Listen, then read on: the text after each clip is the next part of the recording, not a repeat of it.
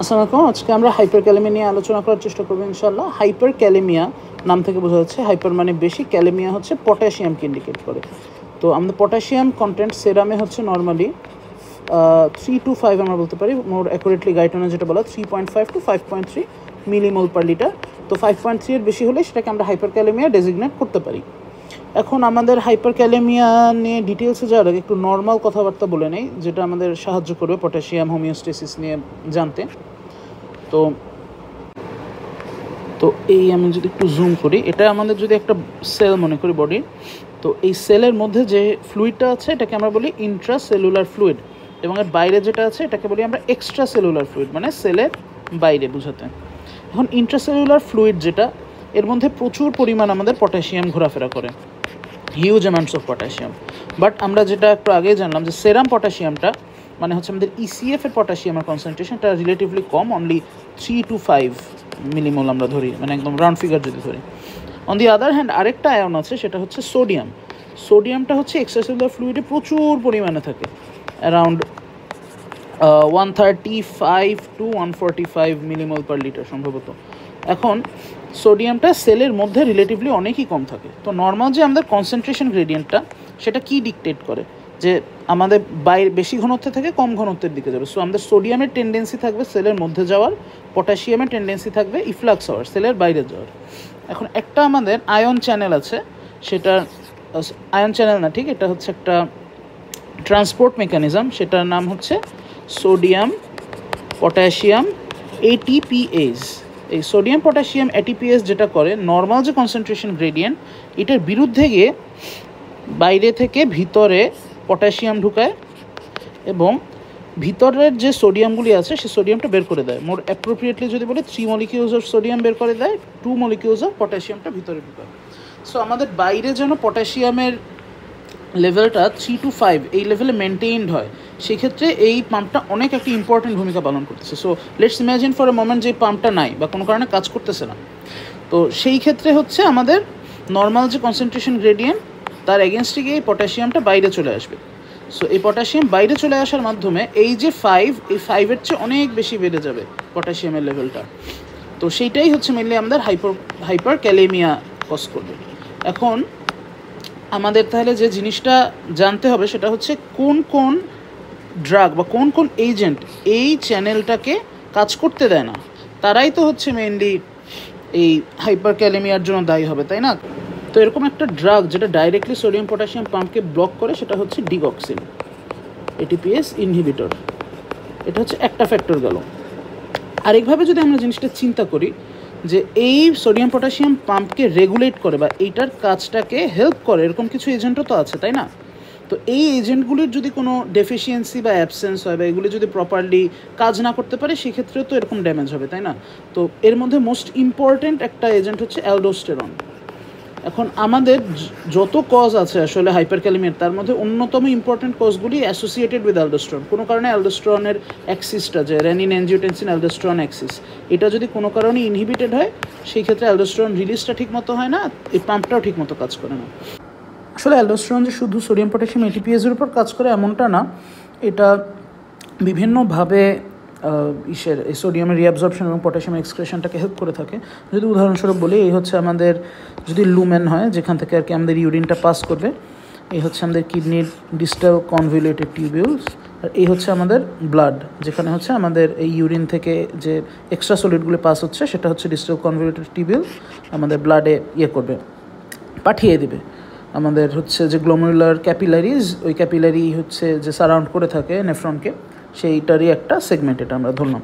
So আমি এখানে blood লিখলাম, ব্লাড ভেসেল, এখানে আমরা লুমেন লিখলাম। এখন যে সাইডটা ডিসিটির লুমেনের দিকে, সেটাকে বলা হচ্ছে অ্যাপিকাল সারফেস। এটা আমি হচ্ছে এ দিয়ে ডিনোট করলাম, এটা হচ্ছে অ্যাপিকাল সারফেস। আর এটা হচ্ছে আমাদের যেটা ব্লাডের দিকে পার্টটা, সেটা বেজোলেট্রাল সারফেস। এখন অ্যাপিকাল সারফেসে কিছু চ্যানেল আছে, একটা হচ্ছে ROMK চ্যানেল, এটা হচ্ছে renal outer medullary potassium channel সম্ভবত। আরেকটা হচ্ছে ENaC চ্যানেল, সেটা হচ্ছে এপিথেলিয়াল সোডিয়াম চ্যানেল। এখন আমাদের নর্মালি আমাদের ইন্ট্রাসেলুলার পটাশিয়াম বেশি আর হচ্ছে এক্সট্রাসেলুলার সোডিয়াম বেশি। সো নর্মালি ইনঅ্যাকের টেন্ডেন্সি থাকবে বাইরে থেকে ভিতরে সোডিয়াম আনা, যে কনসেন্ট্রেশন গ্রেডিয়েন্ট অনুসারে। আর রমকে হচ্ছে পটাশিয়াম চ্যানেল, এটা হচ্ছে কনসেন্ট্রেশন গ্রেডিয়েন্ট অনুসারেই ভিতর থেকে বাইরে পটাশিয়ামকে বের করে দেওয়ার টেন্ডেন্সি থাকবে। এই রমকে এবং ইনঅ্যাক দুইটাকেই হেল্প করে হচ্ছে আমাদের অ্যালডোস্টেরন, এদের সিনথেসিসের জন্য অ্যালডোস্টেরনের ভূমিকা আছে। সেকেন্ডলি হচ্ছে আমাদের সোডিয়াম পটাশিয়াম পাম্প, এটা থাকে বেজোল্যাটারাল মেমব্রেনে।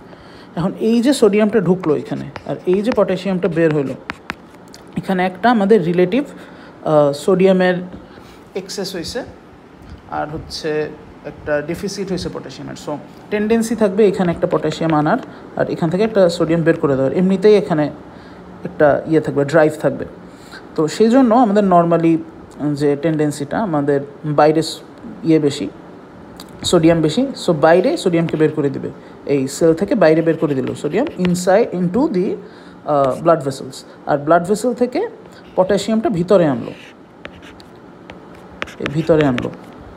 এবং এই পটাশিয়ামটাই এখানে আবার একটা গ্রেডিয়েন্ট, একটা মানে একটা প্রেশার ক্রিয়েট হলো, যে এই ভিতর থেকে ব্লাডের ভিতর থেকে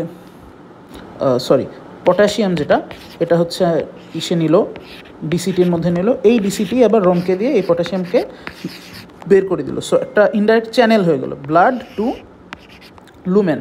সিমিলারলি হচ্ছে এই লুমেনের যে সোডিয়ামটা সেটা হচ্ছে এভাবে ঢুকাইলো ডিসিটি চ্যানেল দিয়ে, তারপর হচ্ছে আবার পাম্প দিয়ে এটা ব্লাড ভেসেলের মধ্যে পাঠিয়ে দিল। তো এখানে একটা সোডিয়ামেরও ইনওয়ার্ড ফ্লোয়ের চ্যানেলস ক্রিয়েট করলো এবং এই এটিপিএসের সোডিয়াম পটাশিয়াম এটিপিএসকেও অ্যালডোস্টেরন আর কি রেগুলেট করে। বেসিক্যালি অ্যালডোস্টেরন সিনথেসাইজ করতে হেল্প করে, ওরা স্টেরয়েড রিসেপ্টর, তো মানে স্টেরয়েড হরমোন, তো ওরা হচ্ছে ইন্ট্রাসেলুলার স্টেরয়েড রিসেপ্টরের সঙ্গে অ্যাক্ট করে ডিএনএতে গিয়ে কাজ করে এই যে প্রোটিনগুলো, এই চ্যানেলগুলো তো সব প্রোটিন, এই প্রোটিন চ্যানেলস, তারপর হচ্ছে এটিপিএসের যে সাব ইউনিটগুলো ওগুলো প্রোটিন, এগুলি সিনথেসিসে হেল্প করে।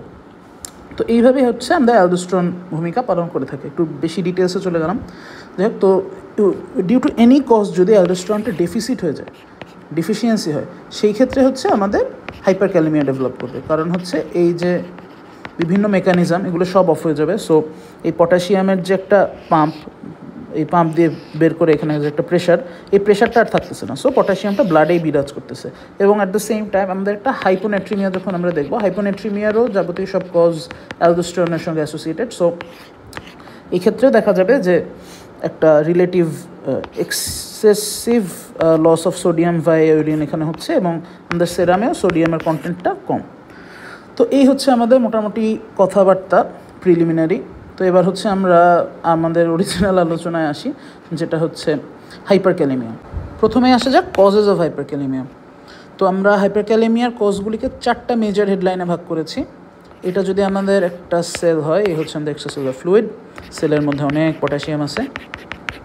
এখন নর্মালি যে জিনিসটা হয়, আমাদের এই পটাশিয়ামগুলির কোনো কারণে যদি লিক হয়, এটা হতে পারে যে সেলের মেমব্রেন লাইসিস হয়েছে, সেক্ষেত্রে হচ্ছে প্রচুর পরিমাণ পটাশিয়াম লিক হতে পারে। আর কোনো কারণে যে চ্যানেলগুলি আছে নর্মালি, যে পটাশিয়াম চ্যানেলগুলি, এটা যদি অ্যাক্টিভেটেড হয় তখন হচ্ছে এই পটাশিয়ামগুলি একটু বের হয়ে যেতে চায় নর্মালি। সো এই পটাশিয়াম চ্যানেলগুলির এক্সেসিভ অ্যাক্টিভেশন, যেটা হচ্ছে পটাশিয়াম এক্সট্রাসেলুলার শিফট, অথবা হচ্ছে আমরা পটাশিয়াম ইফ্লাক্স বলতে পারি, এরকম যদি হয় একটা নাম্বার 1। নাম্বার 2 হচ্ছে potassium release, excessive potassium release. এখন এই দুইটা জিনিস ছাড়াও কোনো কারণে এই ধরে যদি আমাদের সেল, যদি আমরা এক্সট্রা সেলুলার স্পেসে পটাশিয়াম বাইরে থেকে দিই, কোনো কারণে যদি কেউ এক্সেস পটাশিয়াম ইনটেক করে, খেয়ে এটা ব্লাডে আসলো, সেটা একটা মেকানিজম হতে পারে। আর আমরা হচ্ছে আইভি ফ্লুইডের মাধ্যমে পটাশিয়াম রিচ ফ্লুইড যদি ব্লাডে দিই, সেটা যদি এক্সট্রাসেলুলার ফ্লুইডে চলে আসে, সেক্ষেত্রে হাইপারক্যালেমিয়া হবে। তো এটা একটা মেকানিজম, পটাশিয়াম এক্সেস বলতেছি এটাকে আমরা। আর নাম্বার 3 হচ্ছে রেনাল ফ্যাক্টরস, কোনো কারণে কিডনি পটাশিয়াম এক্সক্রেট করতে পারতেছে না, এটা হতে পারে। তারপর হইতেছে কোনো কারণে অ্যালডোস্টেরনের যে অ্যাক্সিসটা, রেনিন আসতেছে কিডনি থেকে, রেনিনটা কাজ করতেছে না, বা অ্যালডোস্টেরন ঠিকমতো কাজ করতেছে না কিডনির কোনো কজে, তো সেই সব ক্ষেত্রে হচ্ছে আমরা রেনাল ফ্যাক্টরস আলাদাভাবে বলছি। তো ডেভিডসন আসলে এভাবে বলে নাই, বাট আমার কাছে এটা ইজি লাগছে, সো এভাবেই আমি বলতেছি। তো লেটস স্টার্ট। প্রথমে হচ্ছে এক্সট্রাসেলুলার রিলিজ, যেটা হচ্ছে আমাদের প্যাথোলজিক্যাল সেল লাইসিসের জন্য হচ্ছে। তো প্যাথোলজিক্যাল সেল লাইসিসের মধ্যে আমাদের number 1 rhabdomyolysis, tumour lysis syndrome, তারপর হচ্ছে হিমোলাইসিস, এগুলি। নেক্সট হচ্ছে আমাদের হাই সেল টার্নওভার, যেরকম হচ্ছে WBC, এক্সেস লিউকোসাইটোসিস আমরা ইসের ক্ষেত্রে দেখতে পারি, বিভিন্ন ইনফেকশন লিউকোমার রিয়াকশন হতে পারে, তো সেক্ষেত্রে অনেক বেশি WBC বেড়ে যায়।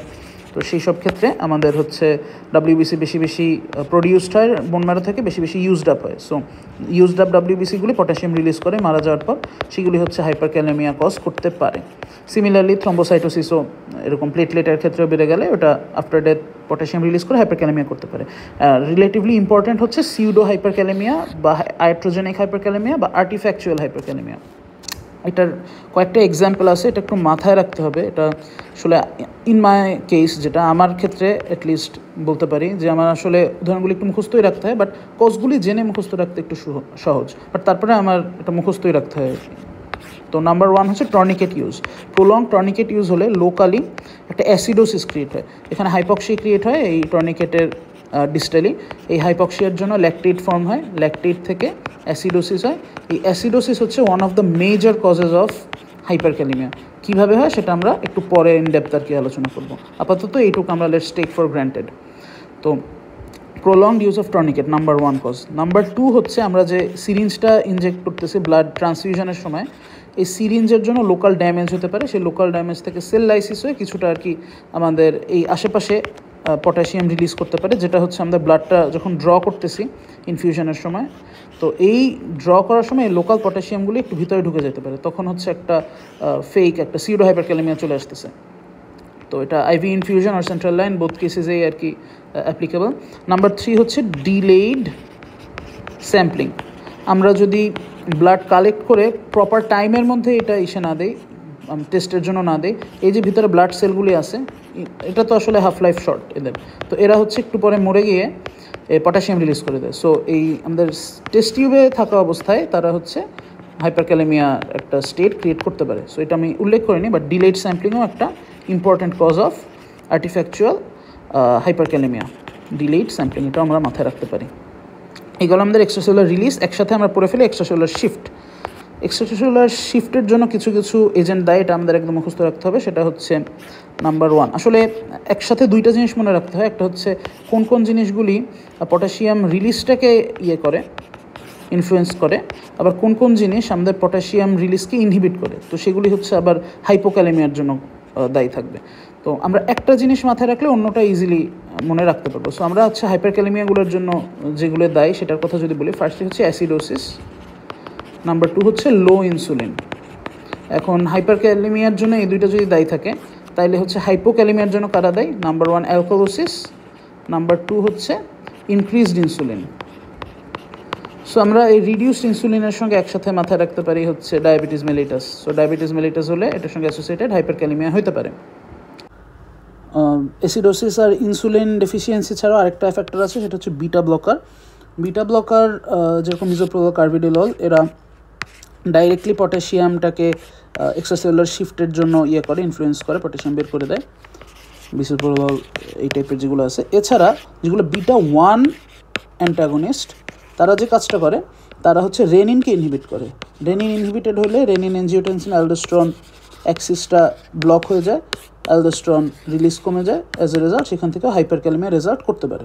তো এক্সট্রাসেলুলার শিফট নিয়ে মোটামুটি এই কথাবার্তা। অ্যাসিডোসিসটা আমি একটু এলাবোরেট করতে ভুলে গেছি। তো এইখানে হচ্ছে মেজর যে মেকানিজমটা অ্যাসিডোসিসের ক্ষেত্রে, আমাদের কিডনিতে একটা আছে, পাম্প আছে, সেটা হচ্ছে হাইড্রোজেন এবং পটাশিয়ামকে কাউন্টার ট্রান্সপোর্ট করে। তো যখন হচ্ছে ব্লাডে আমাদের অ্যাসিড বেশি আছে, হাইড্রোজেন মানে প্রোটন বেশি আছে, সেটা হচ্ছে ডিফিউজ হয়ে এই রেনাল টিবিউলার সেলগুলোতে আসলো, তখন হচ্ছে এই হাইড্রোজেনটা এই একটা সাইড থেকে বের হয়ে যায়। আর এখানে একটা হাইড্রোজেনের ডেফিসিয়েন্সির জন্য একটা নেগেটিভিটি ক্রিয়েট হয়েছে, কারণ এটা তো পজিটিভলি চার্জড আয়ন। সো আরেকটা পজিটিভলি চার্জড আয়ন তাদের হচ্ছে ভিতরে ঢোকানো লাগবে, সেটা হচ্ছে আমাদের পটাশিয়াম দিয়েই তারা এই ডেফিসিটটা ফিল আপ করে। সো পটাশিয়ামটি ইন্ট্রাসেলুলারে ঢুকতেছে, আলটিমেটলি ব্লাডে আসতেছে, তো এখান থেকে হাইপারক্যালেমিয়া হয়ে যাচ্ছে। তো এই মোটামুটি অ্যাসিডোসিসের কথা, আমাদের এক্সট্রাসেলুলার রিলিজ আর এক্সট্রাসেলুলার শিফট এই দুইটা নিয়ে কথা হলো। এবার হচ্ছে আমাদের পটাশিয়াম এক্সেস। এখন পটাশিয়াম এক্সেস কখন হবে? যখন হচ্ছে আমাদের ব্লাডের মধ্যে ইনপুট বেশি অথবা এক্সক্রেশন কম। ইনপুট বেশি অথবা এক্সক্রেশন কম। তো এখন ইনপুট বেশির কী কী কজ হতে পারে বেশি খাইলে? So increased potassium rich food যদি আমাদের ডায়েটে থাকে, আমরা সিকিডি পড়ার সময় দেখছি যে কী কী ডায়েট বা কী কী ফুডের মধ্যে পটাশিয়াম বেশি থাকে। এছাড়া হচ্ছে আমরা পটাশিয়াম রিচ আইভি ফ্লুইড যদি দিই, সেগুলিও হচ্ছে আমাদের ক্ষেত্রে ইয়ে করতে পারে, ইনক্রিজড ইনটেক করতে পারে। এখন রিডিউসড এক্সক্রেশন কেন হবে? আমাদের যে কিডনি আছে, কিডনি যদি অ্যাডিকুয়েটলি পটাশিয়ামকে ফিল্টার আউট না করতে পারে, তাহলে হচ্ছে ইউরিনারি পটাশিয়াম এক্সক্রেশন কমে যাবে। তো আউটপুট কমে গেলে হচ্ছে আমাদের ব্লাডে বেশি রিটেইন থাকতেছে, সেখান থেকে হাইপারক্যালেমিয়া হতে পারে। তো এই হচ্ছে রিডিউসড এক্সক্রেশন, একেআই সিকেডি এগুলির জন্য হতে পারে। এগুলি আবার ডায়াগনোসিসের জন্য আমরা সেরাম ক্রিয়েটিনিন লেভেলসটা চেক করতে পারি। এরপর আসি আমরা অ্যালডোস্টেরনের প্রসঙ্গে। অ্যালডোস্টেরন কোনো কারণে কমে গেলে হচ্ছে হাইপারক্যালেমিয়া ডেভেলপ করে, আমরা আগে বলছি। তো এটা দুইটা মেজর কজে কমতে পারে। একটা হচ্ছে অ্যাড্রিনাল গ্ল্যান্ডে যদি কোনো সমস্যা হয়, যেরকম হচ্ছে অ্যাডিসন্স ডিজিজ অথবা হচ্ছে সল্ট ওয়েস্টিং কনজেনিটাল অ্যাড্রিনাল হাইপারপ্লেজিয়া, এই দুইটা ক্ষেত্রে হতে পারে। আর হচ্ছে সেকেন্ডারি কোনো যদি ড্রাগের এফেক্টের কারণে অ্যালডোস্টেরন কমে যায়, কোনো ড্রাগ যেটা হচ্ছে পার্টিকুলারলি অ্যালডোস্টেরনের অ্যাক্টিভিটিস কমায়, সেটা যদি অ্যাক্ট করে, সেক্ষেত্রে হচ্ছে হাইপারক্যালেমিয়া সেকেন্ডারি একটা সাইড এফেক্ট হতে পারে। তো এখানে সেগুলোর উদাহরণ দেওয়া আছে। এন্ডোক্রাইন এফেক্টস যেগুলি হচ্ছে আমাদের অ্যাড্রিনাল গ্ল্যান্ডের সঙ্গে রিলেটেড, যেরকম হাইপো অ্যালডোস্টেরনিজম, অ্যাডিসন্স ডিজিজ, বা সল্ট ওয়েস্টিং কনজেনিটাল অ্যাড্রিনাল হাইপারপ্লেজিয়া, যেরকম 21 হাইড্রক্সিলেজ এনজাইমের ডেফিসিয়েন্সির জন্য প্রপারলি অ্যালডোস্টেরনটা ডেভেলপ হতে পারে না, ফর্ম হতে পারে না এসে অ্যাড্রিনাল গ্ল্যান্ডে, অ্যালডোস্টেরন কমে যাচ্ছে, সোডিয়াম রিঅ্যাবজর্পশন কমতেছে এবং পটাশিয়াম এক্সক্রেশন কমে যাচ্ছে। সো পটাশিয়াম বিল্ড আপ হয়ে আলটিমেটলি হাইপারক্যালেমিয়া ডেভেলপ করতেছে। হাইপোকর্টিসলিজম আরেকটা কজ ইসের, মানে অ্যাড্রিনাল গ্ল্যান্ডের ম্যালফাংশনের। এছাড়া বিভিন্ন ড্রাগ আছে, যে ডিগক্সিনের কথা আগেই বলছি, সাকসিনালকোলিনও কাজ করে এক্ষেত্রে। আর পার্টিকুলারলি আমাদের মাথায় রাখতে হবে যেগুলি হচ্ছে এসি ইনহিবিটর এবং অ্যানজিওটেনসিন রিসেপ্টর ব্লকার। এরা হচ্ছে রাস অ্যাক্সিসটাকে ইনহিবিট করে। সো আমরা জানি যে রেনিন থেকে অ্যানজিওটেনসিন অ্যাক্টিভেশন হয়, অ্যানজিওটেনসিন থেকে অ্যালডোস্টেরন। সো আমাদের অ্যালডোস্টেরনটা হচ্ছে লাস্ট ফেজ। তো যে কোনো একটাকে এর আগে ব্লক করে দিলে অ্যালডোস্টেরন ডেফিসিয়েন্সি হতেছে, আর ডাইরেক্টলি অ্যালডোস্টেরনকে ব্লক করলে তো কথাই নেই। তো এই যে এইস ইনহিবিটর এবং এআরবি, অ্যানজিওটেনসিন রিসেপ্টর ব্লকার, এরা হচ্ছে অ্যানজিওটেনসিন ফর্মেশনটাকেই বাধাগ্রস্ত করে। অ্যাজ এ রেজাল্ট হচ্ছে অ্যালডোস্টেরন ফর্ম হয় না। এরপর হচ্ছে এনসেড হচ্ছে রেনিনকে ব্লক করতে পারে। সো ফার্স্টেই আর কি এটা ইয়ে হয়ে গেল। স্পাইরোনল্যাকটন, এপ্লেনেরন, এরা হচ্ছে পার্টিকুলারলি অ্যালডোস্টেরনের ফাংশনটাকে ব্লক করতেছে। এটা হচ্ছে পটাশিয়াম স্পেয়ারিং ডায়োরেটিক্স। এছাড়া আরেকটা ওখানে উদাহরণ দেয় ক্যালসিনিউরিন ইনহিবিটর, ওরাও আর কি এই কাজই করে। তো ওরা হচ্ছে মিনারেলো কর্টিকয়েড রিসেপ্টর ব্লকার। হেপারিনের কথা বলা হচ্ছে, হেপারিন হচ্ছে অ্যালডোস্টেরন সিনথেসিসটাকে ইনহিবিট করে। তো এরা হচ্ছে এইভাবে কাজ করে থাকে। এগুলো আমরা একটু ড্রাগগুলোর নাম মাথায় রাখতে পারবো। মোস্ট ইম্পর্ট্যান্ট হচ্ছে ডায়োরেটিক্সগুলো, পটাশিয়াম স্পেয়ারিং ডায়োরেটিক্স, আর হচ্ছে এইস ইনহিবিটর, এআরবি, এটা কমনলি আমরা দেখি। তো এরপরে আমরা রেনাল কয়েকটা ফ্যাক্টর দেখি। রেনাল ফ্যাক্টরের মধ্যে আসলে রিডিউসড এক্সক্রেশনগুলোও বলা যায়। এছাড়া এখানে আর কি এরা সবাই ইয়ে করে, পটাশিয়ামের এক্সক্রেশনটা কমায়, তারপর অ্যালডোস্টেরনের সিনথেসিসটা মানে অ্যাকশনটাকে ব্লক করে। তো এইভাবে আর কি এই কয়েকটা উদাহরণ দেওয়া আছে। Obstructive uropathy, diabetic nephropathy, interstitial nephritis, এটা হচ্ছে ডিসিটিতে আর কি টিউবুলার ফাংশনটাকে ব্লক করে। অবস্ট্রাকটিভ ইউরোপ্যাথিও টিউবুলার ফাংশন ব্লক করে, অ্যালডোস্টেরনকে কাজ করতে দেয় না ওখানে। আর টাইপ 4 যে আরটিএ, ওটা হচ্ছে হাইপার ক্যালেমিক ভেরিয়েন্ট। এটা নন ক্লাসিক্যাল এবং এটাও ডিসিটিতেই কাজ করে, এবং এটা হচ্ছে অ্যালডোস্টেরন রেজিস্ট্যান্ট হয়ে যায়। অ্যালডোস্টেরনের সেন্সিটিভিটিটা রিডিউসড হয়ে যায়, বা রিসেপ্টর কোনো ম্যালফাংশন হলে এই টাইপ 4 রেনাল টিউবুলার অ্যাসিডোসিসটা ডেভেলপ করতে পারে। আর অ্যামাইলোরাইড, এটাও একটা পটাশিয়াম স্পেয়ারিং ডায়োরেটিক্স। এটা হচ্ছে ডিসোকনভলিউটেড টিউবুলসে পটাশিয়াম এক্সচেঞ্জ ব্লক করে, সো পটাশিয়াম বিল্ড আপ হয় ব্লাডে। আর হচ্ছে গর্ডন সিনড্রোম বেসিক্যালি হচ্ছে সোডিয়াম ক্লোরাইড যে কো ট্রান্সপোর্টারটা, এটা হচ্ছে বেসিক্যালি আমাদের ডিসোকনভলিউটেড টিউবুলে থাকে। তো এটার ওভার অ্যাক্টিভিটি হয় এক্ষেত্রে। তো এটা ওভার অ্যাক্টিভিটি হলে হাইপারক্যালেমিয়া কীভাবে হলো প্রশ্ন আসতেই পারে। তো যখন বেশি বেশি সোডিয়ামটা রিঅ্যাবজর্ব হচ্ছে ইউরিন থেকে, তখন হচ্ছে আমাদের ইউরিনারি সোডিয়াম কন্টেন্ট কম। তো নাম্বার 1 কথা, ডিস্টাল কনভলিউটেড টিউবুলে সোডিয়াম কম থাকা মানে হচ্ছে এটা রেনিন সেক্রেশনের জন্য যে ইয়েটা স্টিমুলাসটা এটা দিতে পারতেছে না। সো ম্যাকুলা ডেন্সা মেকানিজমটা স্টপ হয়ে যাচ্ছে, রেনিন অ্যানজিওটেনসিন অ্যালডোস্টেরন অ্যাক্সিসটাই স্টপ হয়ে যাচ্ছে। Number 1 mechanism. নাম্বার 2 যে মেকানিজমটা, সোডিয়ামটা যখন লেস রিঅ্যাবজর্ব হইতেছে, আমাদের ইউরিনারি সোডিয়াম কন্টেন্ট কম, নর্মালি যেটা হয় সোডিয়াম যখন অ্যাডিকুয়েট অ্যামাউন্ট অফ থাকে, অ্যাডিকুয়েট অ্যামাউন্টে থাকার কারণে ওরা হচ্ছে একটা ইনেক সেল আছে, এপিথেলিয়াল সোডিয়াম চ্যানেল, এটা হচ্ছে কনভলিউটেড কালেক্টিং ডাক্টে অবস্থিত। তো এই ইনেক চ্যানেল দিয়ে এই যে ইউরিনারি সোডিয়ামটা নর্মালি পাস আউট করে। এর জন্য যেটা হয় এখানে একটা ডেফিসিট অফ পজিটিভ আয়ন্স ইলুমিনে ক্রিয়েট হয়। তো এই ডেফিসিটটাকে ক্লিয়ার করার জন্য আবার হচ্ছে পটাশিয়াম অ্যান্ড হাইড্রোজেনের যে কাউন্টার ট্রান্সপোর্ট ওরা কাজ করে, ওরা হচ্ছে এই পটাশিয়ামটাকে বের করে দেয়, পটাশিয়াম সিক্রেটেড হয়। আচ্ছা সরি, এটা হচ্ছে সোডিয়ামটার গ্যাপ ফিল আপের জন্য কাউন্টার ট্রান্সপোর্ট অ্যাক্টিভেট হয় না, পটাশিয়াম আলাদা বের হয়ে যায়, আবার হচ্ছে হাইড্রোজেন আলাদা বের হয়ে যায়। হাইড্রোজেন বের হয়ে হচ্ছে হাইড্রোজেন এটিপিএস দিয়ে, আর হচ্ছে পটাশিয়াম হচ্ছে ওই রমকে চ্যানেল দিয়ে বের হয়ে যায়, মানে renal outer medullary channel, potassium channel. তো রোমকে চ্যানেল দিয়ে আর কি বের হয়ে গেল, এইভাবে আর কি গ্যাপটা ফিল আপ হলো। বাট যেহেতু আমাদের সোডিয়াম ডেলিভারিটা কম কালেক্টিং ডাকছে, এর কারণে হচ্ছে আমাদের পটাশিয়ামও সেক্রেটেড হয় না, হাইড্রোজেনও সেক্রেটেড হয় না, এর জন্য গর্ডন সিনড্রোমে hyperkalaemia with metabolic acidosis create হয়। তো এই বেসিক্যালি হচ্ছে আমাদের কজ নিয়ে অনেক টাইম চলে গেল। আমরা clinical features, ECG findings and treatment, এই তিনটা জিনিসের পর একটু দেখার চেষ্টা করবো ইনশাল্লাহ।